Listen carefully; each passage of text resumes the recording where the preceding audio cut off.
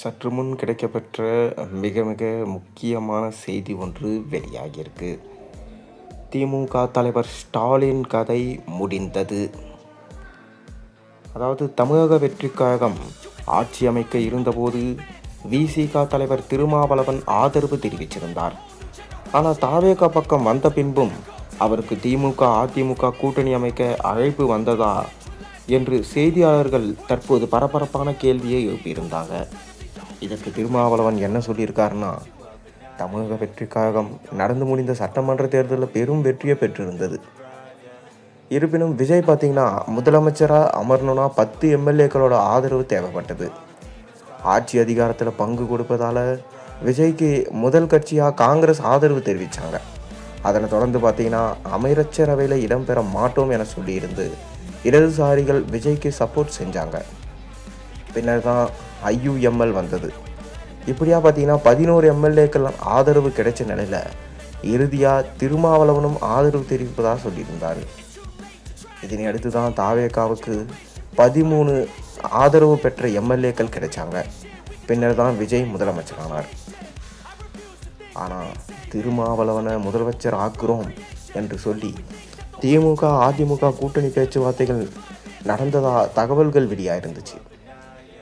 இதனை தற்போது திருமாவளவனும் உறுதி செஞ்சிருக்காரு. அதாவது தாவேகாவுக்கு ஆதரவளித்த பின்பும் திமுக அதிமுக கூட்டணிக்கு அழைப்பு வந்ததா என செய்தியாளர்கள் கேள்வி எழுப்பியிருந்தாங்க. யார் யாரோ இதற்காக பேசி கொண்டு தான் இருக்காங்க. அவரவர் ஆசையை தெரிவிச்சிட்டு வராங்க. இருப்பினும் அதிகாரபூர்வமாக என்னை யாரும் அணுகலை. இப்படி செய்வோம் என்று அழுத்தம் கொடுத்தும் குறிப்பிட்ட தரப்பிலிருந்து அதிகாரபூர்வமாக என்ன அணுகலை.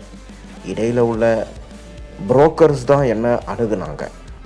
நாங்கள் திமுக கூட்டணியில் இருந்தாலும் தாவேகா ஆட்சி அமைப்பதில் தவறு இல்லை என்கின்ற நிலைப்பாட்டை நாங்கள் ஏற்றுவிட்டோம். 8ஆம் தேதி கம்யூனிஸ்ட் கட்சி தாவேகாவுக்கு ஆதரவு அளிப்பது பற்றி முடிவெடுத்தாங்க. ஆனால் அவர்கள் முடிவெடுத்த உடனே நாங்களும் முடிவெடுக்க வேண்டும் என்று சொல்வது அது கரெக்டானதே இல்லை. ஏன்னா எங்களுக்கு தனி கட்சி இருக்குது. அதில் பேசி தான் நாங்கள் முடிவெடுக்கணும். 8ஆம் தேதி கம்யூனிஸ்டுகள் முடிவெடுப்பாங்க. 9ஆம் தேதி காலை நாங்கள் எங்கள் முடிவை அறிவிப்போம் என சொல்லியிருந்தோம். ஆனால் அவர்களுக்கு வயிற்று வலி என்று வராங்கன்னா அதற்கான மருந்து தயாரிக்க வேண்டும். மருந்து தயாரிக்க கொஞ்சம் கால அவகாசம் கொடுக்கணும் என சொல்லியிருந்துகிறது தான் இதற்கான காலதாமதம் ஏற்பட்டது.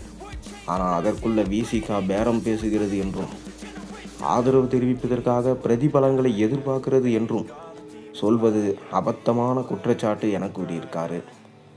மேலும் திமுக அதிமுக கூட்டணி வைப்ப நினைச்சது உண்மைதான் என போட்டு உடைத்து விட்டார் விசிக தலைவர் திருமாவளவன்.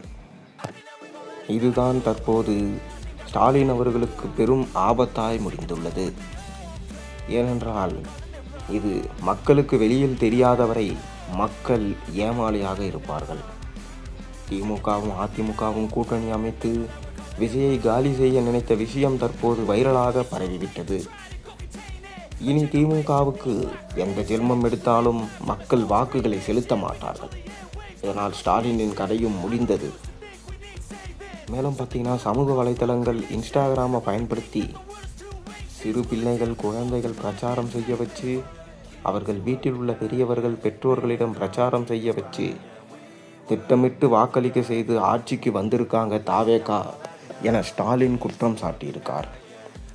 அது நம் கண்ணுக்கு தெரியாமல் போய்விட்டது என திமுக தலைவர் ஸ்டாலின் தெரிவித்தார். அதாவது தோல்வி வெற்றி இரண்டையும் சமமாக பாடுபடும் இயக்கம்தான் திமுக.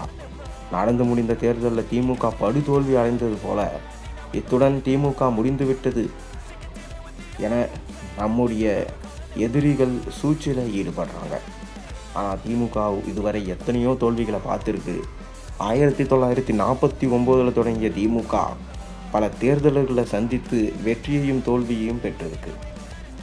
தோல்வி அடையும் போது தான் திமுக ஃபீனிக்ஸ் பறவை போல இருந்திருக்கு. மேலும் நாம் சோகமாக இருக்க வேண்டிய அவசியம் இல்லை.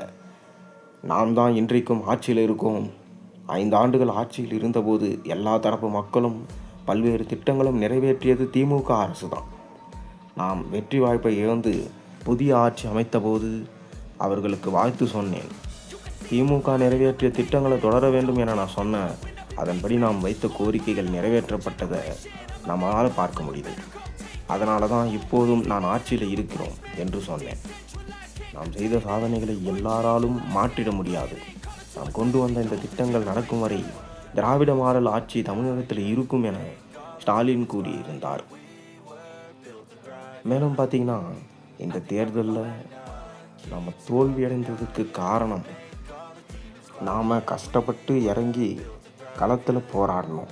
ஆனால் எந்த வேலையுமே செய்யாமல் தாவேகா வெறும் இன்ஸ்டாகிராம், யூடியூப், ஃபேஸ்புக் போன்ற சமூக வலைத்தளங்களிலும் சிறு பிள்ளைகளை வைத்தும் அவர்கள் வீட்டில் உள்ள பெரியவர்களை மாற்றி இம்முறை வெற்றி பெற்றுவிட்டது. அதுதானே தவிர திமுக வென்றும் தோல்வி அடையவில்லை. எப்போது வேண்டுமானாலும் நாம் மீண்டு எழுந்து வரலாம் என ஸ்டாலின் தொண்டர்களுக்கு அறிவுறுத்தியிருக்கிறார். ஆனால் 3வது இடத்திற்கு தள்ளப்பட்ட அதிமுக தற்போது எடப்பாடி அவர்களே காணாமல் போய்விடுவார் போல. அதாவது CV சண்முகம் தரப்பு 25 எம்எல்ஏக்களும் எடப்பாடியிடம் 22 எம்எல்ஏக்களும் இருக்கிறாங்க. இப்படி அதிமுக பொதுச் செயலாளராக இருக்கக்கூடிய அவரை பதவி விலக வேண்டும் என தற்போது கோஷம் எழுப்பப்பட்டிருக்கு. இதனால் டெல்லிக்கு சென்று அமித்ஷாவை சந்தித்திருக்கிறார் எடப்பாடி. ஆனால் அமித்ஷாவோ கதவுகளை மூடிவிட்டார். கூட இருப்பவர்களுக்கு துரோகம் செய்பவர் தான் எடப்பாடி.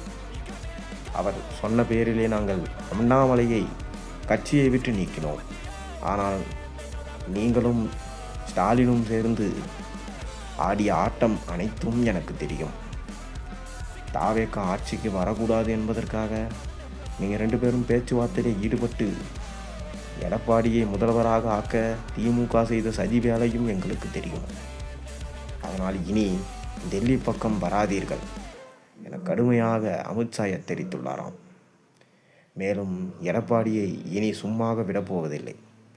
கொடநாட்டு எஸ்டேட் வழக்கை மீண்டும் தூசி தட்டப்படும் என அமித்ஷா கூறியுள்ளாராம். இதனால் எடப்பாடி கதி கலங்கி போய் உள்ளார் எனவும், இன்னொரு புறம் விஜய் வெள்ளை அறிக்கை வெளியிட்டால் திமுக தலைவர் ஸ்டாலின் அவர்களின் கதை முடிந்தது. ஒவ்வொரு அமைச்சரும் பல்வேறு ஊழல்களை செய்த பட்டியலை வெளியிட்டு விட்டால் திமுக இனி செல்முத்துக்கும் ஆட்சியை பிடிக்க முடியாது என்கின்ற தகவல் வெளியாகியிருக்கு. விஜய் செய்யும் ஒவ்வொரு விஷயமும் தமிழ்நாட்டு மக்களுக்கு நல்லதாகவே இருக்கிறது. வந்த ஒரு வாரத்தில் தமிழகம் இவ்வாறு மாறும் என எதிர்பார்க்காத மக்கள் திமுகவை விரட்டியடித்து தாவேகாவை கொண்டு வந்தது நல்லதுதான் என சோஷியல் மீடியாவில் வீடியோஸ் போட ஆரம்பிச்சிட்டாங்க. நீங்கள் என்ன நினைக்கிறீங்க? உங்கள் கருத்துக்களை மறக்காமல் கீழே கமெண்ட்டில் சொல்லுங்கள்.